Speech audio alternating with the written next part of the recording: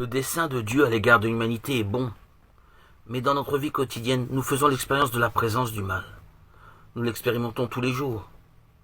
Les premiers chapitres du livre de la Genèse décrivent l'expansion progressive du péché dans l'histoire humaine. Adam et Ève, Genèse 3, 1-7. Adam et Ève doutent des intentions bienveillantes de Dieu en pensant avoir affaire à une divinité envieuse qui empêche leur bonheur, d'où leur rébellion. Ils ne croient plus en un créateur généreux qui désire leur bonheur. Leur cœur, cédant à la tentation du malin, est pris dans des délires de toute puissance. Si nous mangeons le fruit de l'arbre, nous deviendrons comme Dieu. Voilà ce qu'est la tentation, l'ambition qui entre dans le cœur. Mais c'est le contraire qui se passe. Leurs yeux s'ouvrent et ils découvrent qu'ils sont nus, sans rien. N'oubliez pas cela, le tentateur est un mauvais payeur. Il paie mal. Le mal se déchaîne encore plus avec la deuxième génération humaine. Il est plus fort. C'est l'histoire de Caïn et Abel. Caïn est jaloux de son frère, il est rongé par l'envie.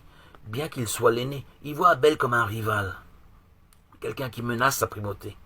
Le mal apparaît dans son cœur et Caïn n'arrive pas à le dominer. Ainsi, le mal commence à entrer dans notre cœur. On se met à regarder l'autre d'un mauvais œil, avec soupçon. Cela se produit aussi avec pensée. Celui-là est méchant, il me fera du mal. Et cette pensée entre dans le cœur. Et c'est ainsi que l'histoire de la première fraternité se conclut par un homicide. Je pense aujourd'hui à la fraternité humaine. Partout des guerres. Dans la descendance de Caïn, les métiers et les arts se développent, mais se développe également la violence, exprimée par le sinistre cantique de la Mecque, qui retentit comme un hymne de vengeance. Pour une blessure, j'ai tué un homme, pour une meurtrissure, un enfant. Caïn sera vengé 7 fois, et la Mecque, soi-disant, 77 fois. Genèse 4, 23, 24.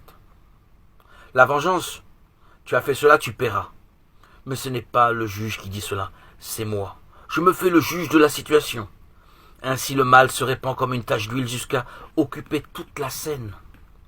Le Seigneur vit que la méchanceté de l'homme était grande sur la terre et que toutes les pensées de son cœur se portaient uniquement vers le mal à longueur de journée. Les grandes fresques du déluge universel et de la tour de Babel révèlent qu'il y a besoin d'un nouveau commencement, comme une nouvelle création qui aura son accomplissement en Jésus-Christ.